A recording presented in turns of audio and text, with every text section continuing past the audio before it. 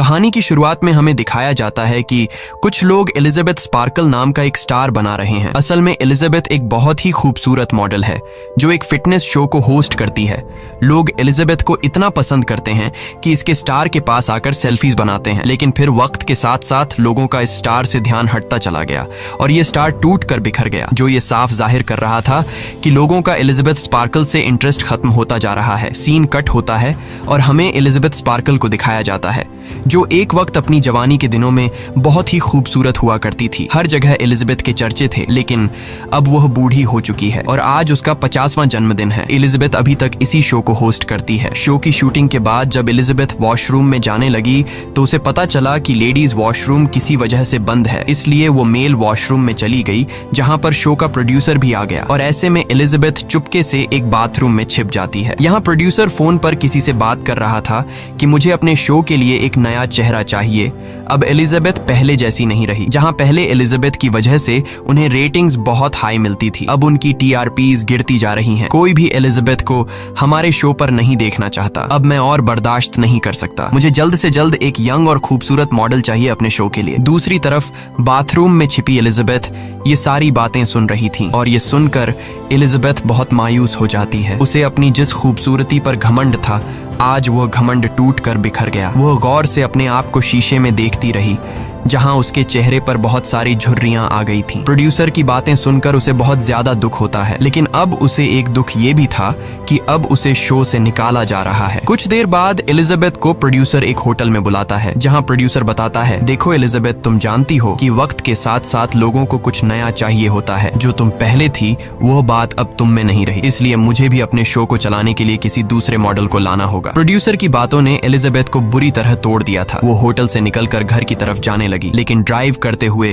Producer की बातें उसके दिमाग में चल रही थीं। थोड़ा आगे जाने के बाद वो देखती है कि उसका जो बड़ा सा बिलबोर्ड लगा हुआ था उसे भी फाड़कर हटाया जा रहा है। ये सब देखकर उसका रोड पर से ध्यान हट जाता है और सामने से आती हुई गाड़ी से उसका एक्सीडेंट हो जाता है। लकीली उस एक्सीडेंट में इसकी जान बच जाती है और इसे एक खरोंच भी नहीं आती। डॉक्टर उसे बताता है कि तुम्हारी सारी रिपोर्ट्स नॉर्मल है, लेकिन एलिजाबेथ खुश होने के बजाय फूट फूट कर रोने लगती है क्योंकि अब उसका करियर तबाह होने जा रहा था। डिस्चार्ज होने से पहले डॉक्टर एक बहुत ही खूबसूरत मेल नर्स को एलिजाबेथ की रीढ़ की हड्डी चेक करने को कहता है। डॉक्टर के जाने के बाद वो मेल नर्स एलिजाबेथ की रीढ़ की हड्डी को चेक करता है और कहता है कि तुम एक परफेक्ट कैंडिडेट हो, और फिर वो एलिजाबेथ को उसके कपड़े देता है। कपड़े देते वक्त एलिजाबेथ की नजर उस मेल नर्स के हाथ पर जाती है जिस पर एक अजीब तरह का काला निशान बना हुआ था। अब जैसे ही वो हॉस्पिटल से बाहर निकली तो उसे फील हुआ कि उसके पॉकेट में कुछ है। जब वह उसे बाहर निकाल कर देखती है तो उसे पता चलता है कि उस मेल नर्स ने उसके पॉकेट में एक नोट छोड़ा है। मैसेज में लिखा था कि इसने मेरी जिंदगी बदल दी, और उसी के साथ एक पेन ड्राइव भी थी जिस पे लिखा था द सब्सटेंस। घर पहुंचते ही एलिजाबेथ ने उस पेन ड्राइव को टीवी में लगाकर प्ले किया जिसमें द सब्सटेंस नाम के एक इंजेक्शन के बारे में इंफॉर्मेशन दी जा रही थी। ये सब्सटेंस एक जादुई इंजेक्शन था और ये इंजेक्शन किसी भी बूढ़े इंसान को उसका एक नया दूसरा जवान वर्जन दे सकता है।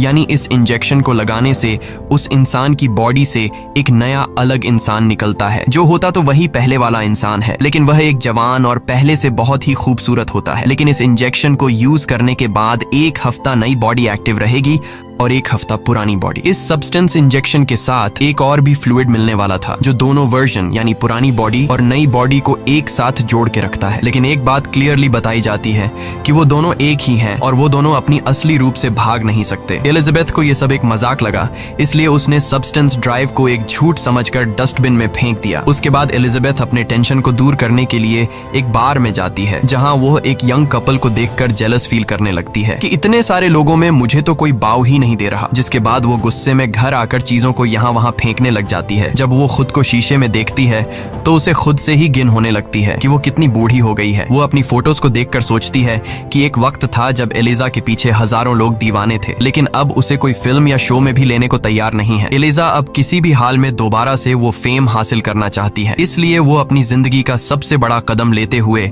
एलिजा फैसला करती है कि वो खुद का एक नया वर्जन क्रिएट करेगी। उसके बाद एलिजा डस्टबिन से वही पेन ड्राइव निकालकर उस पर दिए गए फोन नंबर पर कॉल करती है और कंपनी वालों से कहती है कि मुझे वो सब्सटेंस ऑर्डर करना है। दूसरी तरफ जो कोई भी बात कर रहा था वो इससे ज्यादा बात नहीं करता, बस एलिजाबेथ से उसका एड्रेस पूछा और फिर उसने एलिजाबेथ को एक एड्रेस बताकर कॉल काट दी। अगली सुबह एलिजाबेथ न्यूज़पेपर पढ़ती है जहाँ पर उसे एक एड दिखी जो उसी की कंपनी ने लगाई थी जहाँ एलिजाबेथ काम करती थी। एड में लिखा हुआ था कि एलिजाबेथ को काम से निकाल दिया गया है और उसकी जगह अब कंपनी में एक नए मॉडल की जरूरत है, जिसे देखकर वो और भी ज्यादा उदास हो गई। तब वह देखती है कि कल रात जो उसने ऑर्डर दिया था वो पार्सल आ चुका है। जब वह उस एनवलेप को खोलती है तो उसमें एक कार्ड पर नंबर लिखा हुआ था। अब एलिजाबेथ बिना सोचे समझे कल रात को कॉल पर बताई गई एड्रेस पर जा पहुंचती है। ये एक बहुत ही सुनसान जगह थी जहां पर कोई भी नहीं था। वो आगे बढ़ते हुए सामने के शेल्टर के पास जाती है। अब उसे पार्सल में जो कार्ड मिला था उसी के जरिए वह शेल्टर का दरवाजा खोल लेती है और अंदर चली जाती है। अंदर जाकर उसे ढेर सारे लॉकर्स मिलते हैं। वह अपने कार्ड पर दिए गए नंबर वाले लॉकर को खोलती है जहां पर एक बॉक्स रखा हुआ था, जिसे लेकर सीधा वो अपने घर पर आ जाती है। घर आकर वो फौरन इस बॉक्स को खोलती है तो उसमें काफी सारी चीजें रखी गई थी। सबसे पहले एक एक्टिवेटर, स्टेबलाइजर और एक स्विच किट मिलता है और पेपर पर इस प्रोसीजर की पूरी जानकारी दी गई थी कि किस तरह से उसे यूज करना है, जिसे आप सब भी ध्यान से सुनिएगा। सबसे पहले एक्टिवेटर यूज करना होगा, जिसे यूज करने वाले इंसान की बॉडी से उसका एक नया वर्जन निकलेगा और पहली वाली बॉडी बेहोश रहेगी। ये एक्टिवेटर सिर्फ एक बार ही यूज किया जा सकता है। दूसरा ये कि उस इंसान को हर दिन खुद को स्टेबलाइज करना होगा, यानी बेहोश पड़ी दूसरी बॉडी के रीढ़ की हड्डी से उसे सब्सटेंस निकालकर अपनी बॉडी में इंजेक्ट करना होगा, जिससे जिंदा बॉडी नॉर्मली सर्वाइव कर पाएगी। और तीसरी बात ये कि उन्हें हर हफ्ते स्विच होना पड़ेगा, यानी एक हफ्ता नई बॉडी एक्टिव रहेगी और एक हफ्ता पुरानी बॉडी, और ये पार्ट उन्हें बिल्कुल भी स्किप नहीं करना है। इसके अलावा एलिजाबेथ को उस बॉक्स में कुछ लिक्विड फूड भी मिलते हैं जो उसे बेहोश पड़ी बॉडी में लगाना होगा, जिससे वह बॉडी 7 दिनों तक जिंदा रहेगी। उसके बाद एलिजाबेथ वॉशरूम में जाती है जहां वो काफी देर तक अपनी बॉडी को देखकर सोचती है कि उसे ये करना चाहिए या फिर नहीं। जब वह देखती है कि उसकी स्किन ढलने लगी है और चेहरे पर रिंकल्स आ चुके हैं, वो खुद को इस तरह से बूढ़ी होती नहीं देख सकती थी, इसलिए वो एक्टिवेटर को अपनी बॉडी में इंजेक्ट कर लेती है। इंजेक्शन लगाने के बाद वो खुद में चेंजिंग का इंतजार करती है, लेकिन उसे कुछ भी नहीं होता और ऐसे में एलिजाबेथ को लगता है कि शायद ये सब फेक था। लेकिन फिर कुछ देर बाद उसे बहुत ज्यादा दर्द होता है और वो दर्द इतना ज्यादा था कि वो नीचे गिर जाती है और तड़पने लगती है। तब हम देखते हैं कि उसकी आंखें फटने लगी, उसकी आंखों के आईबॉल्स डबल होने लगते हैं।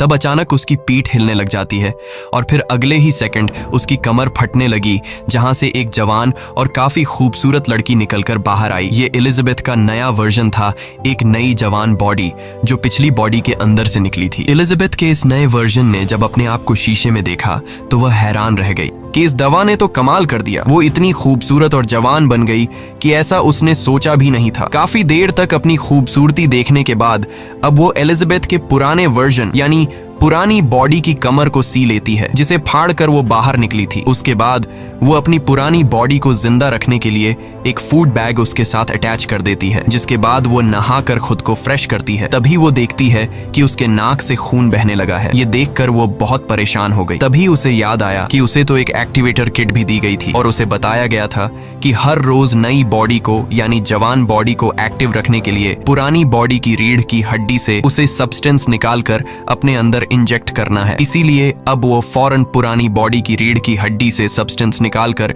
खुद में इंजेक्ट करती है और ये इंजेक्शन लगाने के बाद वो बिल्कुल नॉर्मल हो जाती है। इसके बाद वह तैयार होकर बाहर रोड पर निकल आती है, जहां पर मौजूद सभी लोगों का अट्रैक्शन वह खुद की तरफ खींच लेती है। इस वर्जन की खूबसूरती पहले से कई गुना ज्यादा थी। उसके बाद वो सीधा उस शो के ऑडिशन पर जाती है जहां से उसे निकाल दिया गया था। लेकिन अब एलिजा अपने पुराने लुक में नहीं बल्कि एक नए लुक के साथ थी। वहां एलिजा अपना नाम सू बताती है। सू की खूबसूरती देखकर सभी लोगों की आंखें खुली की खुली रह जाती हैं और प्रोड्यूसर ने भी सू को देखते ही फौरन सिलेक्ट कर लिया, क्योंकि सू इतनी खूबसूरत थी कि कोई उसे रिजेक्ट नहीं कर सकता था। इंटरव्यू में सिलेक्ट होने के बाद सू को याद आता है कि उसे तो हर हफ्ते अपनी बॉडी चेंज भी करनी है, जिसके लिए वह प्रोड्यूसर से झूठ बोलती है कि मेरी मॉम बीमार है और मुझे हर हफ्ते गांव जाना पड़ता है अपनी मॉम का ख्याल रखने के लिए। प्रोड्यूसर बिना सोचे समझे सू की शर्तें मान जाता है, क्योंकि वो सू को किसी भी कीमत पर खोना नहीं चाहता था और उसे पता था कि सू की खूबसूरती की वजह से उनकी शो की रेटिंग्स बहुत ज्यादा बढ़ने वाली है। बस फिर क्या, कुछ ही दिनों में सू काफी ज्यादा पॉपुलर हो जाती है और वो इस जॉब को बहुत एंजॉय कर रही थी। लोग उसके दीवाने हो चुके थे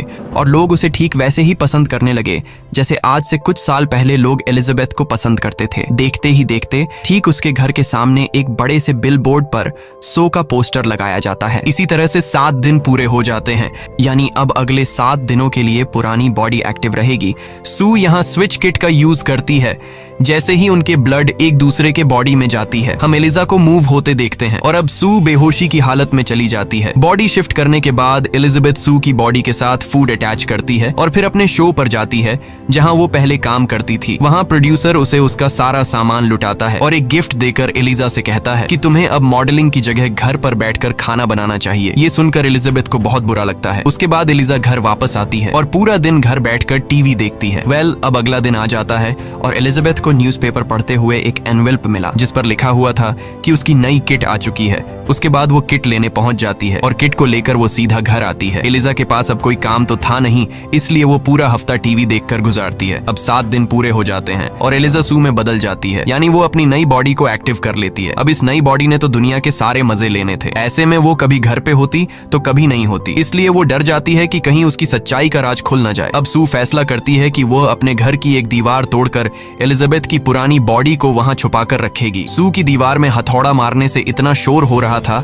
कि उसका पड़ोसी गुस्से से लाल हो गया और जब पड़ोसी सू को डांटने के मूड में उसके पास आया तो सू को देखकर उसके गले में सांस अटक गई, क्योंकि सू जो थी इतनी खूबसूरत। वो सू को डांटने के बजाय उल्टा उससे कहने लगा कि अगर मेरी मदद चाहिए हो तो मुझे बुला लेना, मैं पास में ही रहता हूँ। सू उसे थैंक्स कहकर दरवाजा बंद कर देती है और फिर वो अंदर आई और काफी मेहनत के बाद वो एक सीक्रेट रूम बना लेती है जिसके अंदर उसने एलिजाबेथ की बॉडी छुपा कर रख दी और साथ में एलिजा के सभी फोटोज को भी इस सीक्रेट रूम में रख देती है। सू को अपनी इस नई बॉडी में बहुत मजा आ रहा था और वो खूब एंजॉय करती है। इसी एंजॉय में 7 दिन कैसे गुजर गए उसे पता ही नहीं चलता और वो भूल जाती है कि आज शिफ्टिंग का दिन है। उसकी पुरानी बॉडी यानी एलिजाबेथ की बॉडी का फूड भी आज खत्म होने वाला था। सू अपने एक दोस्त को घर भी लाती है। जब वो अपने दोस्त के साथ बातचीत में बिजी थी तब अचानक उसके नाक से खून आने लगता है। वो अपने दोस्त को गेस्ट रूम में बिठाकर खुद बाथरूम चली आती है। बाथरूम पहुंचकर उसके नाक से और ज्यादा खून बहने लगता है और पूरी बॉडी में बहुत तेज दर्द होने लगता है। अब जाकर उसे समझ आया कि आज तो बॉडी शिफ्ट करने का दिन है, लेकिन अब सू बॉडी कैसे शिफ्ट करती, क्योंकि दूसरी तरफ उसका दोस्त उसका इंतजार कर रहा था। इसलिए वह बॉडी शिफ्ट करने के बजाय एक और दिन एक्टिव रहने का फैसला करती है, जिसके लिए वो एलिजाबेथ की बॉडी से सब्सटेंस निकालकर अपनी बॉडी में इंजेक्ट कर लेती है, जिससे वो फौरन ठीक हो जाती है और वो अपने बॉयफ्रेंड के पास जाती है जो उससे कहता है कि वो अचानक और भी ज्यादा खूबसूरत हो गई है। खैर, इस तरह से दिन गुजर जाता है और अगली सुबह हम एलिजा को देखते हैं। जब वो शीशे में अपने आप को देख रही होती है तभी अचानक उसकी नजर अपनी उंगली पर जाती है जो बहुत ही बुरी तरह से सड़ गई थी। ऐसा लग रहा था कि जैसे ये उंगली किसी बहुत ही बूढ़े इंसान की हो और वो समझ जाती है कि ये सब सू ने उसकी बॉडी से एक्स्ट्रा सब्सटेंस निकाल कर किया है। अब वो परेशान होकर कंपनी को कॉल करती है और उन्हें ये सब बताती है। फोन वाला पर्सन कहता है कि इसका कोई सॉल्यूशन नहीं है। अगर एक बॉडी एक्स्ट्रा सब्सटेंस यूज करेगी तो उसका असर दूसरी बॉडी पर होगा, मतलब एलिजा की उंगली अब इस तरह से ही रहेगी और अगर आगे भी सू ने इस तरह की कोई गलती की तो फिर से एलिजा की बॉडी का कोई पार्ट सड़ सकता है। ये सुनकर एलिजा बहुत ज्यादा डर गई और लास्ट में उस फोन पर्सन ने बताया कि तुम 2 नहीं बल्कि 1 हो, इसलिए एक साथ मिलजुल कर रहो, तब जाकर तुम दोनों अपनी अपनी जिंदगी एंजॉय कर पाओगे। उसके बाद वो पर्सन कॉल काट देता है और एलिजा घर की साफ सफाई करने लगती है। तब उसकी नजर अचानक एलिजा के पोस्टर पर पड़ती है। एलिजा सू की यंग बॉडी को देखकर जेलस फील करती है और वो टीवी बंद कर देती है। घर में बैठे बैठे एलिजा बोर हो रही थी, इसलिए एक रेस्टोरेंट चली आती है जहाँ पर उसे एक बूढ़ा आदमी नजर आया जो एलिजा से अजीबोगरीब बातें करने लगा। तब एलिजा नोट करती है कि उसके हाथ पर बिल्कुल वैसा ही निशान है जैसा हॉस्पिटल में नर्स के हाथ पर उसने देखा था, यानी ये उस नर्स का असली रूप था। अब वो बूढ़ा आदमी एलिजा से कहता है कि हर बार स्विच करने पर तुम्हें लोनली फील होगा और अपने ही वर्जन को देखकर तुम्हें जेलस फील होगा। डर के मारे एलिजा वहां से जाने लगती है। तब वह बूढ़ा आदमी चिल्लाकर कहता है कि क्या तुम्हारे नए वर्जन ने तुम्हें खाना शुरू कर दिया है। एलिजा वहां से निकलकर घर पहुंच जाती है क्योंकि सू ने सच में उसे खाना शुरू कर दिया था जो उसकी उंगली पर साफ नजर आ रहा था। घर पहुंचकर वह अपने एक पुराने दोस्त को कॉल करती है। एलिजा अपने दोस्त को आज रात डिनर पर चलने के लिए बोलती है और एलिजा का दोस्त डिनर के लिए मान जाता है। एलिजा का ये दोस्त बचपन से एलिजा को पसंद करता है, लेकिन एलिजा उसे कई बार इग्नोर कर चुकी थी। आज जब एलिजा को कोई पूछने वाला नहीं बचा, अब जाकर वो उसके साथ रिलेशन में रहना चाहती है। शाम को एलिजा तैयार हो जाती है। उसने बहुत ही प्यारे कपड़े पहने और बिल्कुल सू जैसा यानी अपने नए वर्जन जैसा मेकअप किया। अच्छा खासा तैयार होने के बाद जैसे ही वो अपने दोस्त से मिलने के लिए घर से निकलने वाली होती है, तभी उसकी नजर उसके घर के सामने लगे सू के बिलबोर्ड बोर्ड पर पढ़ती है। जब उसने खुद को सू के साथ कंपेयर किया तो उसका सारा कॉन्फिडेंस 0 हो गया। इसलिए गुस्से में वह अपना सारा मेकअप खराब कर देती है और अपने दोस्त से मिलने का प्लान कैंसिल करके सोफे पर जाकर बैठ गई। तब उसका फ्रेंड बार बार उसे मैसेज करने लगा, लेकिन अब एलिजा में रिप्लाई की हिम्मत नहीं बची थी। डिप्रेशन के चलते वो ढेर सारा खाना खाकर सो जाती है। सीन कट होता है और हम अगले दिन सू को देखते हैं। यानी एलिजा ने 7 दिन एक्टिव रहने के बाद अपनी बॉडी को स्विच कर लिया था। सू अपना शो कर रही थी, जहां डांस करते हुए उसकी बॉडी में से एक अलग तरह की चीज निकल आती है। वो जल्दी से शूटिंग छोड़कर वॉशरूम में चली जाती है। वो उस चीज को अपने हाथों से मूव करके अपने नर्व्स तक लाती है और फिर उसे बाहर निकालती है, जिसे देखकर सू को पता चलता है कि यह तो एक चिकन लेग पीस है जो रात में एलिजा ने खाया था। लेकिन तभी सू की आंख खुल गई। असल में सू सपना देख रही थी। सुबह जब सू शो के लिए निकलती है तब वो देखती है कि एलिजा ने कल रात पूरा एक चिकन खा लिया था। वो समझ जाती है कि इसीलिए रात को मुझे चिकन का सपना आया था। अब सू एलिजा का कंप्लेंट करने के लिए कंपनी को कॉल करती है कि मैं पूरा हफ्ता काम करती हूँ और एलिजा बस दिन रात खाना टोसती रहती है। लेकिन वो दूसरा आदमी एक ही बात कहता है कि तुम दोनों एक ही हो और तुम्हें एक साथ मिलकर रहना होगा। इसके बाद सू अपनी शो के लिए चली गई, लेकिन वहां जाते ही वो यह देखकर घबरा गई क्योंकि शो के लोग शूटिंग का सामान पैक कर रहे थे और उन्होंने इसे बताया कि अब से ये शो नहीं चलेगा। सू को समझ नहीं आ रहा था कि ये सब क्या हो रहा है, इसलिए वो घबराकर प्रोड्यूसर के पास गई तो प्रोड्यूसर ने उससे कहा कि तुम अब यहाँ पर काम नहीं करोगी, बल्कि तुम हमारे नेटवर्क के सबसे बड़े शो में काम करोगी, क्योंकि तुम्हारी वजह से हमारे शो की रेटिंग्स बहुत ज्यादा बढ़ गई हैं। यह सुनकर सू के खुशी के मारे आंसू निकल आते हैं, लेकिन प्रोड्यूसर कहता है कि इसके लिए तुम्हें ट्रेनिंग के लिए किसी भी टाइम बुलाया जा सकता है। सू बिना कुछ सोचे समझे हाँ कर देती है। हालांकि यह शो उस दिन होने वाला था जब उसे अपनी बॉडी स्विच करके पुरानी बॉडी में जाना था। सू इस चीज की परवाह न करते हुए काफी दिन तक अपनी इस नए वर्जन में ही रहती है और इसे एक्टिव करने के लिए एलिजाबेथ यानी अपनी पुरानी बॉडी से स्टेबलाइजर निकालकर अपनी बॉडी में इंजेक्ट करती रहती है, जिसका असर एलिजाबेथ की पुरानी बॉडी पर हो रहा था। अब काफी दिन बाद जब सू ने अपने आप को स्विच किया तो हम देखते हैं इसकी रीढ़ की हड्डी से ज्यादा सीरम निकलने की वजह से इसकी आधी बॉडी बूढ़ी हो चुकी थी। यह देखकर एलिजा को सू पर बहुत ज्यादा गुस्सा आता है। एलिजा जल्दी से कंपनी को कॉल करती है और सू के इस करतूत के बारे में बताती है। कंपनी वाला पर्सन बताता है कि जो हो गया वो हो गया, अब इसे दोबारा ठीक नहीं किया जा सकता, लेकिन हाँ अगर तुम अब भी इसे रोकना चाहती हो तो रोक सकती हो और इसी हालत में तुम अपनी बाकी जिंदगी बिता सकती हो। ये सुनकर एलिजाबेथ उस कॉल पर्सन को मना करती है और फोन रख देती है। इसके बाद एलिजाबेथ को उस शो की तरफ से कॉल आई जो कि ये कॉल सू के लिए था। इसने फौरन दोबारा से अपनी बॉडी को स्विच कर लिया। बॉडी स्विच होने के बाद जब सू ने घर की हालत देखी तो पूरा घर बहुत ही बुरी हालत में था। ये देखकर सू बहुत ज्यादा गुस्सा हो जाती है और वह डिसाइड करती है कि अब वह दोबारा एलिजा के साथ स्विच ही नहीं करेगी। सू एलिजा की बॉडी से एक साथ पूरे 3 महीने का सब्सटेंस निकालकर अपनी बॉडी में इंजेक्ट कर लेती है। इसके बाद 3 महीने के बाद का सीन दिखाया जाता है जहां सू पूरे 3 महीने तक एक बार भी स्विच नहीं करके खूब मजे लेती है और अब न्यू ईयर ईव शो के लिए सिर्फ एक ही दिन बचा था। सू आज अपना एक नया बॉयफ्रेंड घर ले आई थी, तभी अचानक उसकी बॉडी में तकलीफ शुरू हो गई। वो समझ जाती है कि इसकी बॉडी में सब्सटेंस खत्म हो गया है,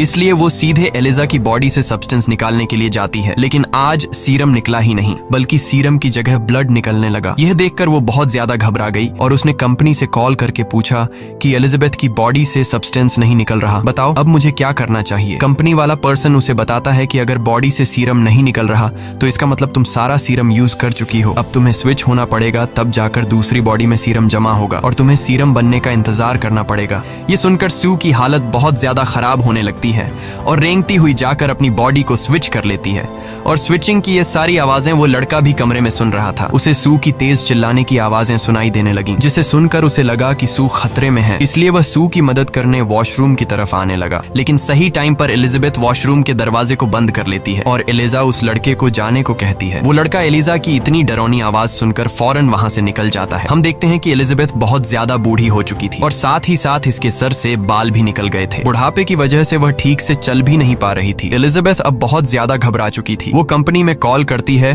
और कहती है कि मैं यह सब कुछ यहीं पर रोकना चाहती हूँ। कंपनी वाले उसकी बात मान लेते हैं और इसे टर्मिनेटर इंजेक्शन ले जाने को बोलते हैं। इसके बाद एलिजाबेथ अपनी बॉडी को पूरी तरह से ढककर लंगड़ाती हुई टर्मिनेशन किट लेने जाती है। टर्मिनेटर इंजेक्शन घर लाने के बाद वो इसे सू की बॉडी पे लगाने ही वाली थी, तभी उसे कंपनी के मैनेजर की बताई हुई बात याद आ गई। उसने कहा था कि अगर तुमने एक बार टर्मिनेटर टर्मिनेटर इंजेक्ट कर लिया तो फिर जिस बॉडी में इस टाइम तुम हो हमेशा वैसे ही रह जाओगी। ये सोचते ही उसने टर्मिनेटर इंजेक्ट नहीं किया। लेकिन जब इसकी नजर अपनी फोटो पर पड़ी तो एलिजा फोटो में बहुत ही खूबसूरत दिख रही थी और एलिजा ने इस समय अपना हाल देखा तो वो बहुत ज्यादा भयानक हो चुकी थी और इसके पीछे सू का ही हाथ था। इसलिए एलिजा को सू पर दोबारा गुस्सा आया और उसने सू की बॉडी में टर्मिनेटर इंजेक्ट कर लिया। लेकिन अभी उसने आधा ही सीरम इंजेक्ट किया था कि तभी उसे ख्याल आया कि अभी तो इसे बहुत बड़ा शो होस्ट करना है जिसे उसे बहुत बड़ा फेम मिलेगा। इस लालच में उसने आधा सीरम तो इंजेक्ट कर लिया था लेकिन बाकी का सीरम रहने दिया। अब वह सू को उठाने लगी। काफी देर तक इसे जगाने की कोशिशों के बाद जब सू नहीं जागती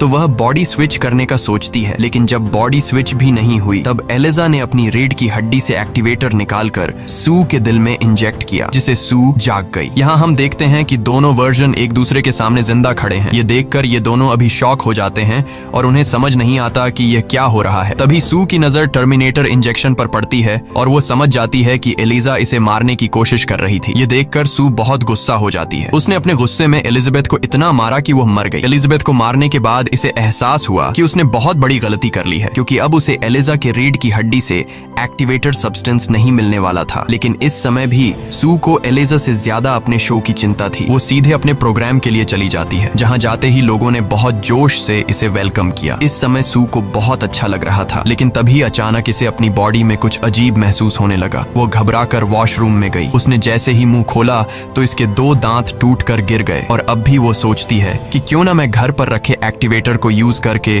खुद का ही एक नया वर्जन तैयार करूं। इसके बाद वो फौरन घर की तरफ निकल पड़ी। लेकिन जब वो लिफ्ट में थी तभी उसका एक कान कट कर गिर गया। वो बुरी तरह घबरा गई। लेकिन तभी लिफ्ट में आदमी आया। उस आदमी के यहाँ खड़े रहने तक वह अपने आप को बिल्कुल भी घबराया हुआ नहीं दिखाती। उसने बिल्कुल ऐसे एक्टिंग की जैसे इसे कुछ भी नहीं हुआ हो। फिर जल्दी से वो अपने घर गई और एक्टिवेटर को ढूंढ लिया। कंपनी वालों ने शुरू में ही बता दिया था कि इस एक्टिवेटर को एक ही बार यूज किया जा सकता है और यह बात सू को पता थी। लेकिन वो फिर भी इस एक्टिवेटर को अपनी बॉडी में इंजेक्ट कर लेती है। तभी सू को बहुत ज्यादा पेन होने लगा। पहले की तरह उसकी बॉडी कमर से फटने लगी जिसमें से एक अजीब सा वर्जन निकला जो देखने में किसी भयानक क्रीचर जैसा था। ये एलिजा और सू का एक नया वर्जन था जिसके फ्रंट में एलिजा का फेस था और बैक में सू का। एलिजा अभी भी खुद को खूबसूरत समझ रही थी इसलिए वह अपने चेहरे पर खुद की फोटो लगाकर शो में चली गई। जैसे ही वह स्टेज पे माइक के पास पहुंची वहां जाकर इसके मुंह से फोटो गिर गई और सब इसका भयानक चेहरा देखकर डर गए। लोग इसे मॉन्स्टर कहकर दूर भागने लगे। अब यहाँ एक आदमी बेसबॉल के बैट से एलिजा के सिर पर वार करता है जिससे इसका सिर क्रैश हो जाता है और इसकी बॉडी से ब्लड निकलकर पूरे स्टूडियो में फैल जाता है। एलिजा की बॉडी रेंगते हुए सीधे अपने स्टार पर पहुंचती है जहां नीचे बिल्कुल एलिजाबेथ स्पार्कर का स्टार बना हुआ था। इस फिल्म की शॉर्टकट एक्सप्लेनेशन ये है कि हॉलीवुड और बॉलीवुड में फीमेल एक्ट्रेस की तब तक वैल्यू रहती है जब तक वो यंग हो। जैसे जैसे उनकी एज बढ़ती जाती है वैसे वैसे लोग उन्हें इग्नोर करने लगते हैं। इसी के साथ ये कहानी खत्म हो जाती है। अगर आपको यह वीडियो अच्छी लगी हो तो हमारे चैनल को सब्सक्राइब और वीडियो को लाइक जरूर कीजिए।